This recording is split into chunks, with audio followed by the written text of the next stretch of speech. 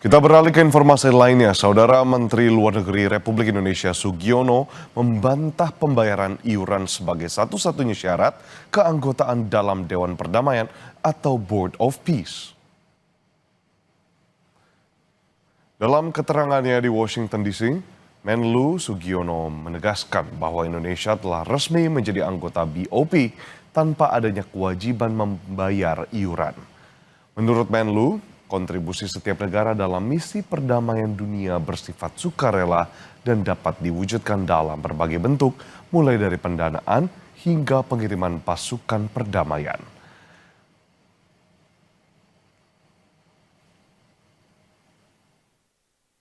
Nggak ada.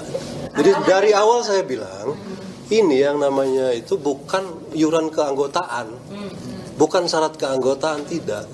Kita sekarang sudah anggota, nggak perlu bayar juga nggak apa-apa. Berarti Indonesia nggak akan bayar. Tapi kalau misalnya kemarin tuh kita mau jadi anggota permanen, ada ada kontribusi 1 miliar itu kan gitu. Mas menegaskan berarti ada. Nggak, tunggu dulu, jelas dulu nih. Okay. Bukan kemudian kita sekarang karena belum bayar kita bukan anggota board of peace loh. Ada yang uang, ada yang pasukan, ada yang orang per orang kirim ke rekening yang di World Bank kemarin ya.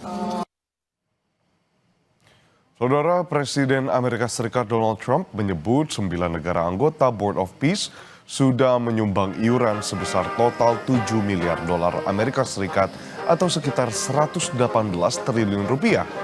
Mereka adalah Kazakhstan, Azerbaijan, Uni Emirat Arab, Maroko, Bahrain, Qatar, Arab Saudi, Uzbekistan, dan Kuwait. Selain 9 negara itu, Amerika juga berkomitmen menyumbang 10 miliar dolar atau sekitar 168 triliun rupiah untuk Dewan Perdamaian.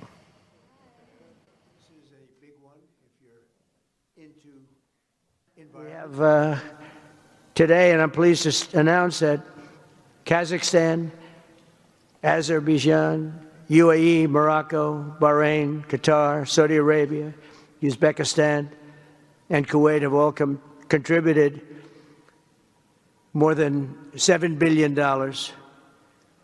toward the relief package. That's great. Thank you, fellas. Thank you.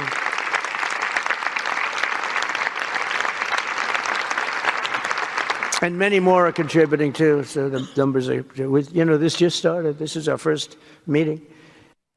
Saudara, Indonesia akan memberikan data konsumen dalam negeri ke Amerika Serikat usai menandatangani kesepakatan dalam perjanjian tarif timbal balik atau tarif resiprokal dengan Amerika Serikat.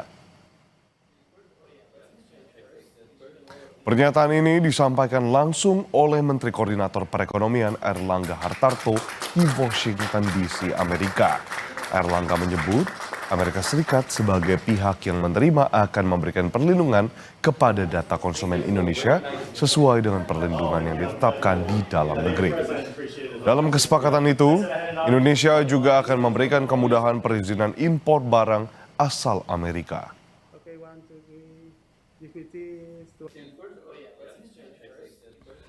Indonesia juga mendorong transfer data lintas batas terbatas sesuai dengan undang-undang yang berlaku di Indonesia dan juga merecognize bahwa Amerika pun akan memberikan perlindungan kepada data konsumen setara dengan perlindungan data konsumen yang diberlakukan di Indonesia. Indonesia akan memberikan kemudahan untuk perizinan import dan juga standarisasi barang baik itu industri maupun pertanian asal Amerika. Nah, Indonesia juga komitmen untuk mengurangi hambatan tarif dan non-tarif dan juga memberikan kepastian terutama di sektor ICT, kesehatan, dan farmasi. Saudara, yang juga jadi sorotan di Kompas Pagi, militer Rusia kembali menyerang wilayah Ukraina menggunakan rudal dan drone. Serangan rudal dan drone Rusia menghantam pinggiran kota Kiev. 1 orang dilaporkan tewas, di mana sejumlah bangunan dan rumah warga juga rusak akibat serangan ini.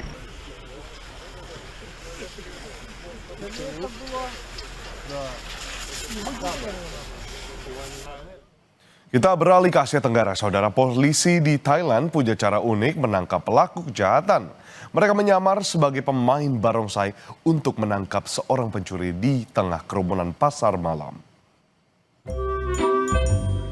Para pemain barongsai ini bukanlah pemain biasa. Mereka ternyata adalah anggota dari kepolisian Metro Thailand yang tengah menyamar untuk menangkap seorang pencuri. Agar tak menarik perhatian pengunjung pasar malam, para polisi ini mengendap-endap mendekati pelaku sambil menari. Pelaku yang tak sadar akhirnya disergap oleh polisi. Pelaku merupakan pelaku pencurian di rumah seorang komandan polisi di Bangkok. Polisi telah beberapa kali mencoba menangkap pelaku, namun pelaku selalu melarikan diri.